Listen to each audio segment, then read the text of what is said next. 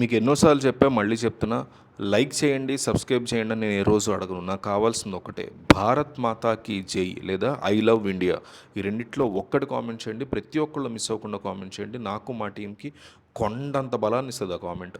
ఒక కామెంటే కదా ఈడు ఏడుస్తున్నాడు అనుకోకండి. ఒక్క కామెంట్ ఇచ్చేస్తే కొండంత బలాన్ని ఇస్తారు మీరు మాకు.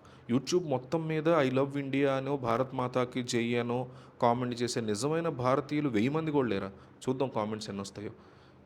ప్రస్తుతం ప్రపంచవ్యాప్తంగా జరుగుతున్నటువంటి ఇష్యూస్ ద్వారా ఇంధనం యొక్క ఇష్యూ అనేది భారీగా డిస్కషన్ పాయింట్లోకి వచ్చేసింది. అందరూ దాని గురించే మాట్లాడుకుంటున్నారు. రకరకాల ఉద్రిక్తతలు ప్రపంచవ్యాప్తంగా చమురు సరఫరాని తీవ్రతరం చేస్తున్నాయి, కష్టతరం చేస్తున్నాయి. రష్యా తన యొక్క చమురు ఎగుమతుల మీద ఆంక్షలు కూడా విధించింది. అది మన దేశానికి ఒక సవాలుగా మిగిలింది. ఇదే టైంలో దక్షిణ అమెరికా దేశమైనటువంటి బ్రెజిల్ మన దేశానికి ఒక అద్భుతమైనటువంటి బ్రహ్మాండమైనటువంటి ప్రతిపాదనని తీసుకొచ్చింది. ఇది కేవలం చమురుని అమ్ముకోవడం మాత్రమే కాకుండా ఇండియా బ్రెజిల్ మధ్య ఒక బలమైనటువంటి ట్రేడ్ అగ్రిమెంట్కి పునాది కాబోతోంది. తన దగ్గర ఉన్నటువంటి క్వాలిటీ క్రూడ్ ఆయిల్ని భారత్కి సరఫరా చేస్తామని ప్రకటించింది. దీనివల్ల మనకి ఫ్యూయల్ ఇష్యూస్ లేకుండా మనం సార్ట్ చేసుకోవచ్చు. ఇండియా అండ్ బ్రెజిల్ మధ్య కొత్త క్రూడ్ ఆయిల్ యొక్క అగ్రిమెంట్ చూస్తే, దాని వెనక ఉన్నటువంటి అసలు విషయం చూస్తే, బ్రెజిల్ మనకి క్రూడ్ ఆయిల్ ఇస్తుంది. మన దేశంలో ఉన్నటువంటి అత్యాధునిక రిఫైనరీలో దాన్ని శుద్ధి చేసి డీజిల్ అలాగే పెట్రోల్గా దాన్ని మార్చాలి.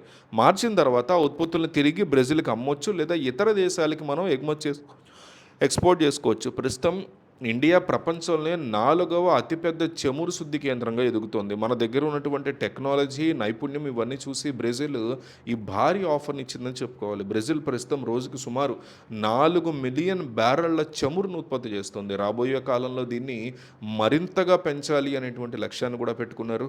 సముద్ర గర్భంలో 1000 మీటర్ల లోతులో ఉన్నటువంటి దాన్ని బ్రెజిల్ బయట తీయడం చాలా పట్టుంది వాళ్ళకి.